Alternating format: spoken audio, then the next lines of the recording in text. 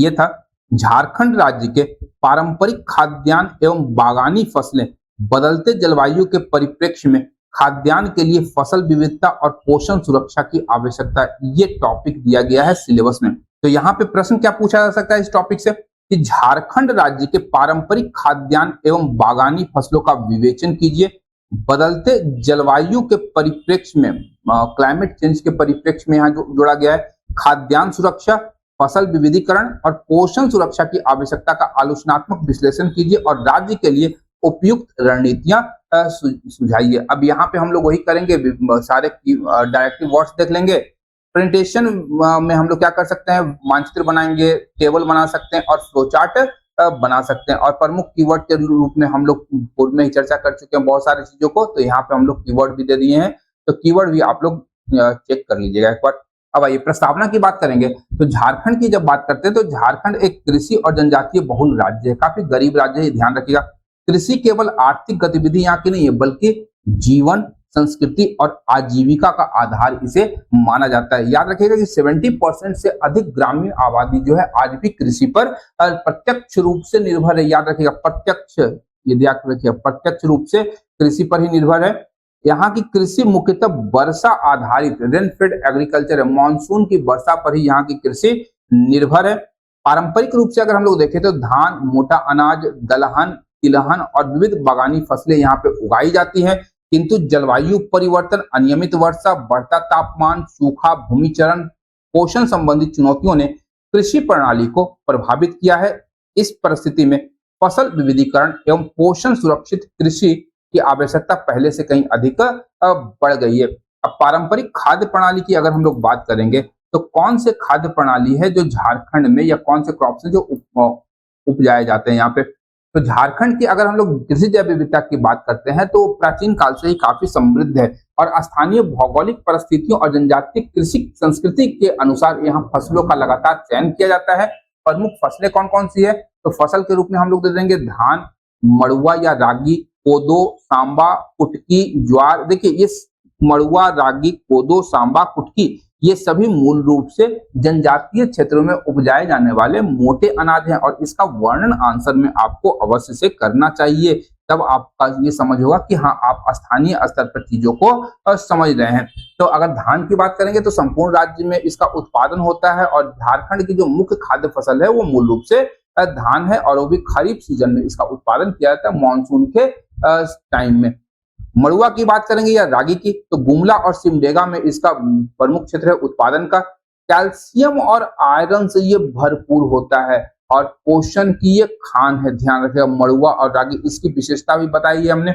कोदो की बात करेंगे तो पलामू और लातेहार में कोदो का उत्पादन होता है। ये अत्यंत सूखा सहनशील फसल है, यानी फेंक दीजिए ये लग जाएगा, पानी की आवश्यकता इसे नहीं है, सिंचाई दीजिए या न कीजिए। निम्न पोषक मांग है इसकी और काफी कम उर्वरक इसको चाहिए होते हैं। सांबा की बात करेंगे तो पश्चिमी क्षेत्र में सांबा का उत्पादन होता है। अल्पकालिक कम अवधि की ये फसल है, ड्राई एरिया में इस प्रकार के फसल का हम लोग उत्पादन कर सकते हैं। कुटकी की बात करेंगे तो आदिवासी क्षेत्र में उत्पादन ये होता है, कम जल की आवश्यकता होती है और औषधीय गुणों से ये भरपूर है। ज्वार की बात करेंगे तो पलामू में उत्पादन होता है, सूखा प्रतिरोधी और पशु चारे के रूप में हम लोग इसका उपयोग करते हैं। बाजरा की बात करेंगे तो पश्चिमी झारखंड में उत्पादन होता है, उच्च तापीय सहिष्णुता है और पोषक अनाज है ये। इसके अतिरिक्त हम लोग ये ध्यान जानते ही है, श्री अन्न को लेकर के सरकार काफी ज्यादा अग्रेसिवली काम कर भी रही है। मक्का की बात करेंगे तो हजारीबाग और रांची वाला जिला दिखा दीजिएगा। पशु और मानव दोनों के लिए बहुउपयोगी खाद्यान्न के रूप में जाना जाता है, तो इसे आप लोग मेंशन करिएगा कि कौन सा फसल मोटा अनाज है या धान है, क्या है, झारखंड के किस जिले में उत्पादन उसका किया जाता है और उसकी प्रमुख विशेषता क्या है। इसके बाद बात करेंगे दलहन की, तो दलहन की बात करेंगे तो अरहर यहाँ पर मुख्य रूप से खरीफ के सीजन में उपजाया जाता है। उड़द और मूंग का उत्पादन होता है। चना और मसूर के रूप में रबी दलहन का उत्पादन झारखंड में किया जाता है। जब रबी की बात हम लोग करते हैं और चना की विशेष रूप से बात करते हैं तो ध्यान रखिएगा कि राजमहल का जो पश्चिमी वाला भूभाग है, पश्चिम वाला क्षेत्र, वहां पे चना का उत्पादन और गेहूं का थोड़ा उत्पादन किया जाता है। तिलहन की बात करेंगे तो यहाँ पे हम लोग सरसों उपजाते हैं, तिल, मूंगफली और सूरजमुखी आदि का उत्पादन किया जाता है। तो ये कंप्लीट रूप से हम लोग दिखा सकते हैं कि झारखंड में किस किस प्रकार के अनाजों का उत्पादन होता है। आपको सबको दिखाने की आवश्यकता नहीं है, 2, 4, 5 दिखाने की आवश्यकता होगी, यहाँ पे ध्यान रखिएगा। हर चीज हम लोग नहीं दिखा सकते हैं, ये भी हमेशा ध्यान में रखिएगा, और सारी चीजों को हम लोग याद भी नहीं कर सकते। अब झारखंड के प्रमुख बागानी फसल या हॉर्टिकल्चर की जब बात करेंगे तो झारखंड के पठारी और ढालू स्थलाकृति है, मध्यम वर्षा वाला क्षेत्र है, उप उष्णकटिबंधीय जलवायु जो है यहाँ पर बागवानी फसलों के लिए अनुकूल परिस्थिति उत्पन्न करती है। और यहाँ पे कौन कौन से फसल उत्पादित होती हैं, तो जैसे आपका फल की बात करेंगे, आम, लीची, अमरूद, कटहल, पपीता, केला, आंवला। छोटा नागपुर की बात करेंगे तो छोटा नागपुर में आपका लीची और अमरूद अपनी मिठास के लिए प्रसिद्ध है, ये ध्यान रखिएगा। सब्जियों की बात करेंगे तो यहाँ पे टमाटर, आलू, बैगन, गोभी, भिंडी, मिर्च, ये सब कुछ है आपका। तो रांची और रामगढ़ क्षेत्र से बिहार और बंगाल तक सब्जियों की आपूर्ति की जाती है, ये ध्यान रखिए, बड़ा इंपॉर्टेंट है। रांची और रामगढ़ का जो एरिया है हमारा, वो सब्जियां काफी ज्यादा वहां पे उत्पादन होती है। मसालों की बात करेंगे तो हल्दी, अदरक, धनिया, और पठारी भूभाग की जब बात करेंगे तो पठारी क्षेत्रों में अंतर फसल तकनीक के ये अनुकूल है, और वो यहाँ पर फसल के साथ में जो मुख्य फसल है उसके साथ में सहवर्ती फसल के रूप में हम लोग इसका उत्पादन कर सकते हैं। फूलों की बात करेंगे तो गेंदा, गुलाब, ग्लैडियोलस आदि की कृषि करती है, और मूल रूप से जो शहरी केंद्रों के नजदीक गांव हैं वहां पर इसकी व्यावसायिक खेती काफी ज्यादा लगातार बढ़ रही है। शादी ब्याह में तो काफी ज्यादा डिमांड अब बढ़ जाता है। अब पारंपरिक कृषि प्रणाली के महत्व की बात करेंगे तो ध्यान रखिएगा कि पारंपरिक रूप से जो हमारी जनजातीय किसान है, कृषि का उपयोग केवल भोजन की प्राप्ति का साधन नहीं था, बल्कि उसके कई व्यापक तौर पर आयाम थे। अब इस पारंपरिक कृषि आयामों की बात करेंगे तो सबसे पहले आर्थिक दृष्टि से अगर हम लोग देखें तो कम इनपुट लागत है, क्योंकि यहाँ के जो गरीब किसान हैं वो रासायनिक उर्वरक और महंगे बीजों पर निर्भरता उनकी काफी ज्यादा कम है। स्थानीय बीज संचयन, ध्यान रखिएगा, किसान स्वयं के बीजों को पीढ़ी दर पीढ़ी संरक्षण करते हैं और उसी बीजों से अपने फसलों का उत्पादन करते हैं। कम वित्तीय जोखिम होता है कि प्रतिकूल मौसम में भी पारंपरिक फसलें पूर्ण रूप से नष्ट नहीं होती, और पारंपरिक रूप से अपना सूखा के कारण भी उसका उत्पादन हो जाएगा। पर्यावरणीय दृष्टिकोण से अगर देखें तो जैव विविधता को संरक्षण प्राप्त होता है। तो जब मिश्रित कृषि करेंगे तो प्राकृतिक पारिस्थितिकी संतुलन को बढ़ावा मिलता है। मृदा के स्वास्थ्य का संवर्धन होगा, यानी रासायनिक मुक्त हम लोग कृषि कर रहे हैं, और कार्बनिक अवशेषों की यहाँ पे प्रधानता देखी जाती है। जल संरक्षण भी यहाँ पर हो रहा है कि मोटे अनाजों की खेती से हम लोग कम सिंचाई में उत्पादन प्राप्त कर पा रहे हैं, जिससे जल का उपयोग हम लोग कृषि क्षेत्र में कम कर रहे हैं, जिससे जल संरक्षण को बढ़ावा मिल रहा है। सामाजिक दृष्टिकोण से अगर देखें तो जनजातीय संस्कृति का संरक्षण हो रहा है, जैसे हमारा सरहुल है, कर्मा जैसे पर्व जो है कृषि उत्सव, उससे गहरा जुड़ाव बैठता है। स्थानीय खाद्य परंपरा की बात करें तो यहाँ पे जनजातीय स्तर पर अगर हम लोग देखें तो मोटे अनाज, विशेष रूप से मड़ुआ और मोटे अनाजों की जब बात करते हैं तो जनजातीय समाज में दैनिक आहार के रूप में इन्हें शामिल किया जाता है, और प्राचीन काल से ही इसका उपयोग यहाँ के जनजातीय समाज के लोगों के द्वारा किया जा रहा है। अब बढ़ते जलवायु के परिवर्तन के प्रभाव के रूप में अगर हम लोग देखें तो ध्यान रखिएगा कि जलवायु परिवर्तन के कारण झारखंड की जो कृषि है वो गंभीर रूप से प्रभावित होती हुई दिखाई दे रही है। वर्षा का जो पैटर्न है वो अनियमित हो चुका है, कभी अत्यधिक वर्षा हो जाती है, कभी वर्षा नहीं होती है, और जब वर्षा की आवश्यकता होती है तब वो नहीं हो रही है, और जब आवश्यकता नहीं है फसल की कटाई के समय उस समय वर्षा हो जा रही है। तो जलवायु परिवर्तन की समस्याओं को जो हम लोग रेखांकित करते हैं तो उससे झारखंड भी अछूता नहीं है। और यहाँ की जो राज्य की जो वर्षा आधारित कृषि है इस परिवर्तन से सीधे तौर पर प्रभावित होती हुई दिखाई दे रही है। सबसे पहले है हमारा अनियमित वर्षा प्रतिरूप है, मानसून का विलंब होना, यानी जून के स्थान पर अगर हम लोग देखें तो जुलाई के मध्य में मानसून आगमन हो चुका है, जिससे धान की जो रोपाई हो रही है वो रोपाई चक्र बाधित हो रहा है। अगर हम लोग देखें कि कृषि चक्र हमारा प्रभावित हो रहा है। कम अवधि में अधिक तीव्र वर्षा हो जा रही है, जिससे अचानक बाढ़ जैसी स्थिति बन जाती है। और कृषि की जब बात करेंगे तो कृषि में कम अवधि में अधिक वर्षा का होना अधिक लाभदायक नहीं होता है, क्योंकि जो वर्षा जल होगा वो पठारी भूभाग से प्रवाहित होकर के नदी नालों में प्रवाहित हो जाता है। तो यहाँ पर अगर हम लोग देखें, इससे एक समस्या और क्या होगी, जो पठारी भूभाग से जब जल बह करके बाहर निकलेगा तो मृदा का जो ऊपरी परत है वो भी अपने साथ बहा करके ले जाएगा, जिससे मृदा की जो उर्वरक क्षमता है और उत्पादक क्षमता है वो काफी कम हो जाएगी। इसके अतिरिक्त लंबा शुष्क अंतराल है और फसल के विकास की जब बात करेंगे तो संवेदनशील चरणों में पानी की कमी के कारण फसलों का उत्पादन नहीं हो पा रहा है झारखंड में। तापमान में निरंतर वृद्धि हो रही है। बाष्पोत्सर्जन की दर बढ़ने से मिट्टी की नमी और तीव्र क्षय उसमें हो रहा है, क्योंकि मृदा नमी को तापमान जो है वो खींच लेगी, इवेपोरेशन वहां पे हो जाएगा। फसलों के पकने की अवधि समय से पूर्व ही समाप्त होना और दाने छोटे और हल्के रह जाते हैं। अब होता क्या है कि फसल पकने से पहले ही अधिक गर्मी आ जाती है। विशेष रूप से अगर हम लोग रबी की बात करेंगे तो ध्यान रखिएगा, क्योंकि जब फसल का पकने का समय आता है तो उसके लिए जो तापमान होना चाहिए वो अनुकूल तापमान अगर नहीं होगा तो दाने छोटे होंगे और हल्के हो जाएंगे। बार बार झारखंड में सूखा पड़ता है। पलामू, गढ़वा और लातेहार साथ साथ पश्चिमी सिंहभूम का क्षेत्र लगातार सूखे की समस्या का सामना करता है। नई कीट और रोग समस्याएं भी बहुत महत्वपूर्ण है। तापमान अनुकूल होने से फसलों में नए वायरस और अनपेक्षित हानिकारक कीटों का प्रकोप लगातार तेजी से बढ़ रहा है और इसी के परिणाम स्वरूप ये क्या है, हमारा ये सब बदलते जलवायु का परिणाम है झारखंड की कृषि पे।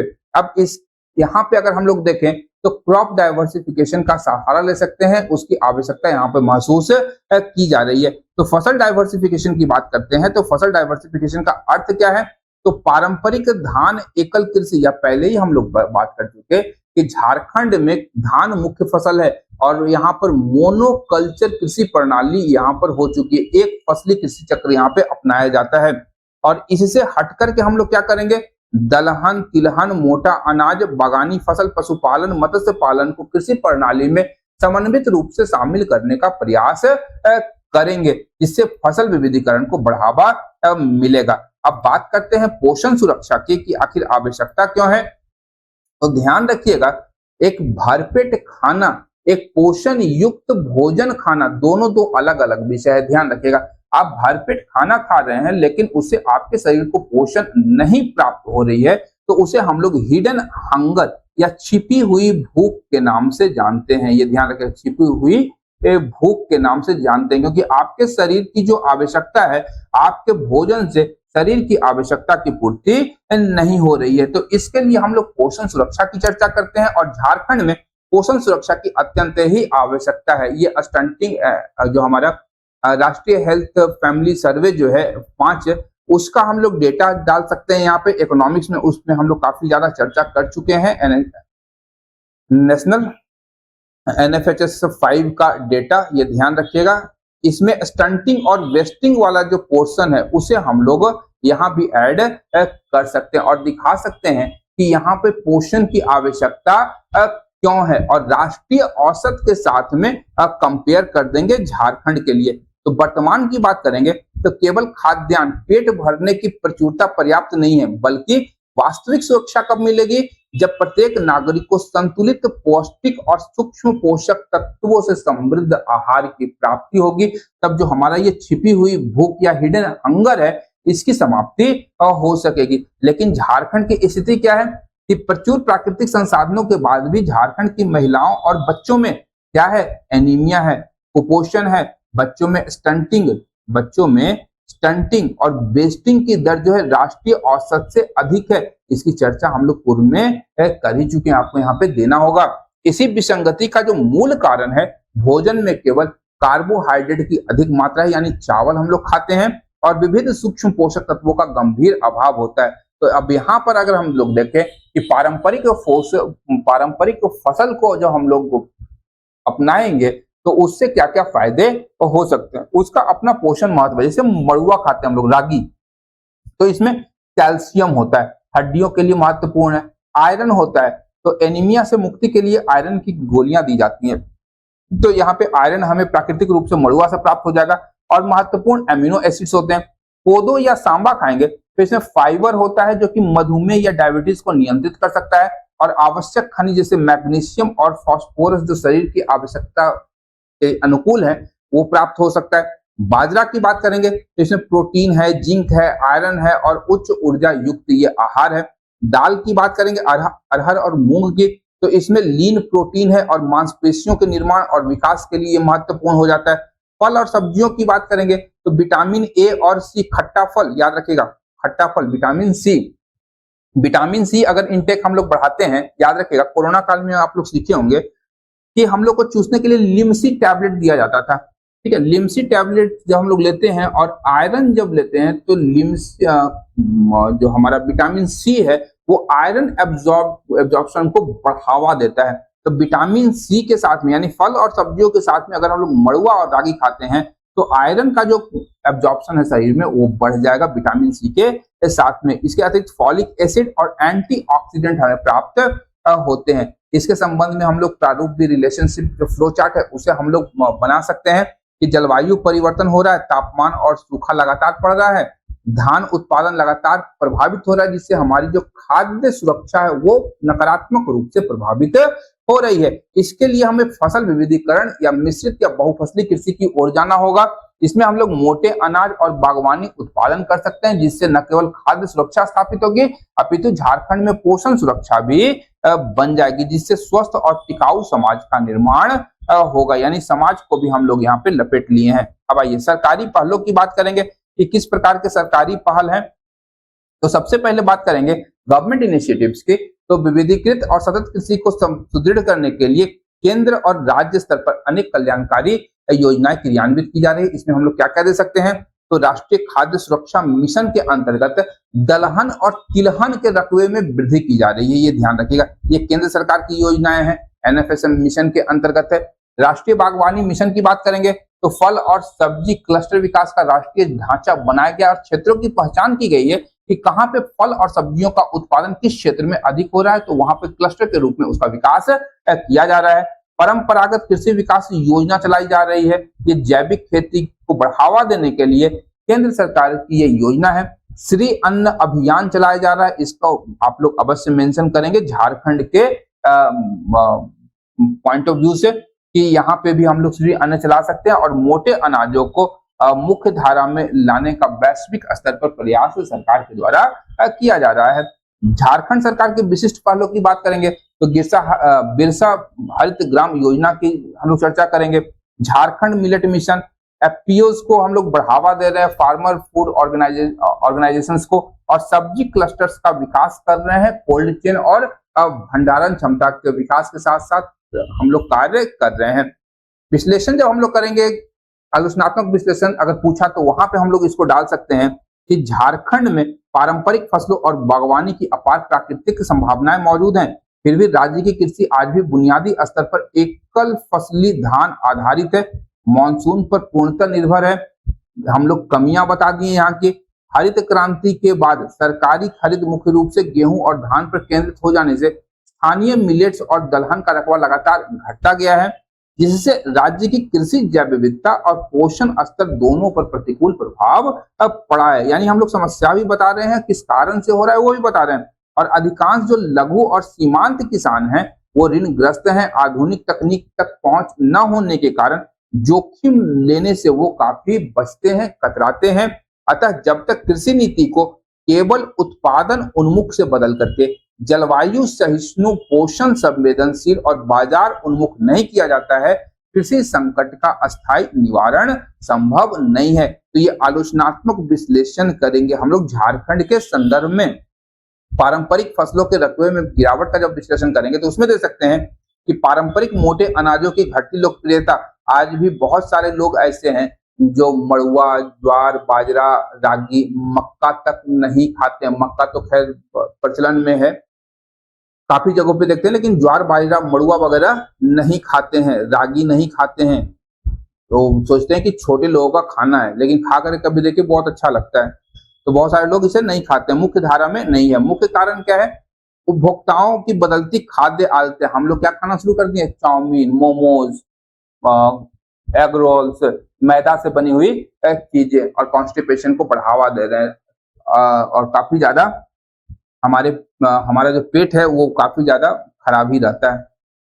तो खाद्य आदतें हमारी बदल चुकी हैं। सामाजिक स्तर पर इन्हें गरीबों का भोजन कहा जाता है। गरीबों का भोजन, हम लोग क्या है, हम लोग पिज्जा, बर्गर, रोल्स, ये सब खाने से हमारा जो सामाजिक स्तर है वो उठ जाता है। ये हमारी सोच हो गई है। तो गरीबों का भोजन समझने की गलती हम लोग इसको नहीं करें। तो समझने का एक मिथक और संगठित बाजार और प्रसंस्करण मिलों का न होना एक प्रमुख कारण है। बागवानी फसलों में कोल्ड स्टोरेज और परिवहन की बुनियादी ढांचागत कमी के कारण लगभग 25 से 30% जो उपज है झारखंड में वो बाजार तक पहुंचने से पहले ही नष्ट हो जाते हैं। जैसा 92,000 का डाटा मैंने दिया था, कहाँ के लिए, राष्ट्रीय स्तर के लिए। अब यहाँ पे आगे की रणनीति क्या हो सकती है, तो बदलते जलवायु और झारखंड की पोषण और खाद्य सुरक्षा को बेहतर बनाने के लिए बहुआयामी और एकीकृत रणनीतियों को धरातल पर हमें उतारने की आवश्यकता होगी। इसमें पहले हमें क्या करना होगा, तो मिलेट मिशन का सुदृढ़ीकरण करना होगा। इसके अंतर्गत मड़ुआ, कोदो और बाजरा की खेती केवल सीमांत क्षेत्र तक सीमित न रख करके मिशन मोड में मुख्य भूमि पर फिर से इसे स्थापित करने का प्रयास किया जाए और किसानों को उन्नत और संकर बीज उपलब्ध करवाए जाए इन फसलों के। दूसरा है जलवायु सहिष्णु बीजों का विकास करना। जैसे बिरसा कृषि विश्वविद्यालय को हम लोग ऐड करेंगे, बिरसा कृषि विश्वविद्यालय को, और क्षेत्रीय संस्थानों के साथ में मध्यम से कम अवधि में तैयार होने वाली सूखा रोधी किस्मों का अनुसंधान किया जाए, उसका विकास किया जाए। मूल्य संवर्धन की बात करेंगे तो स्थानीय स्तर पर हम लोग सेल्फ हेल्प ग्रुप्स का सहारा लेंगे। वहां पर मड़ुआ का बिस्कुट, आटा, सांबा के खीर जैसे प्रसंस्कृत खाद्य उत्पाद तैयार करने के लिए तकनीकी प्रशिक्षण और वित्तीय सहायता उपलब्ध कराना होगा। इसके अतिरिक्त जल प्रबंधन बुनियादी ढांचा का विकास करना होगा। डोबा टोबा का निर्माण इसमें लिखना है। ड्रिप स्प्रिंकलर जैसे सूक्ष्म सिंचाई प्रणाली का व्यापक विस्तार करना होगा। ठीक है, परंपरागत जनजातीय ज्ञान का एकीकरण करना होगा। अब देखिए, सबसे बड़ा चीज है कि जो झारखंड की जनजातीय या स्थानीय पारंपरिक कृषि ज्ञान है और जैव कीटनाशकों के निर्माण के पारंपरिक ज्ञान को हम लोगों को आधुनिक वैज्ञानिक कृषि प्रणालियों के साथ एकीकृत करने का प्रयास करना चाहिए, इसे बढ़ावा देना चाहिए। मध्याह्न भोजन या एमडीएम की बात करेंगे या पीडीएस की बात करेंगे तो उसमें हम लोगों को अनाजों का समावेश करना चाहिए और विशेष रूप से बच्चों और गर्भवती महिलाओं में पोषण की कमी को दूर करने के लिए स्कूलों के मध्याह्न भोजन और जन वितरण प्रणाली में स्थानीय स्तर पर खरीदे गए मोटे अनाज और दालों को अनिवार्य रूप से जोड़ने का प्रयास करना चाहिए राज्य सरकार को। विपणन अवसंरचना का विकास करना चाहिए। अब यहाँ पर अगर हम लोग देखें तो जिला स्तर पर हम लोग कोल्ड चेन ग्रिड का निर्माण कर सकते हैं, शीत गृहों का निर्माण कर सकते हैं, एफपीओस को सीधे ई नाम पोर्टल से जोड़ करके बिचौलियों के प्रभावों को कम किया जा सकता है। तो ये सब चीजों को हम लोग अपने आंसर में लिखेंगे आगे की रणनीति के अंतर्गत। और जब निष्कर्ष लिखेंगे तो यहाँ पे हम लोग बता सकते हैं कि झारखंड की पारंपरिक कृषि प्रणाली केवल खाद्यान्न उत्पादन का एक माध्यम नहीं है बल्कि जैव विविधता, सांस्कृतिक विरासत, पोषण सुरक्षा, जलवायु अनुकूल का एक मजबूत आधार है। यहाँ हम लोग पर्यावरण, जैव विविधता, संस्कृति और पोषण सुरक्षा, खाद्य सुरक्षा सभी को एकीकृत करके लिखने का प्रयास करेंगे और बदलते जलवायु परिदृश्य में राज्य को पुरानी परिपाटी यानी धान की जो एकल खेती हो रही है, मोनोकल्चर को जो बढ़ावा मिल गया है, उससे ऊपर उठ करके मिलेट, दलहन, तिलहन, बागवानी आधारित विविधीकृत कृषि प्रणाली को पूर्ण मन से अपनाना होगा। यही दीर्घकालिक रणनीति राज्य में वास्तविक रूप से खाद्यान्न सुरक्षा और पोषण सुरक्षा, साथ साथ किसानों के आर्थिक स्वावलंबन, आर्थिक विकास, सतत कृषि विकास को सुनिश्चित करेगी, जो विकसित झारखंड 2050 के विजन को प्राप्त करने में अपनी भूमिका प्रदान करेगी। या हम लोग विकसित झारखंड 2050 के स्थान पर उलगुलान 2050 को दे सकते हैं विजन के तौर पर, यह ध्यान रखेगा।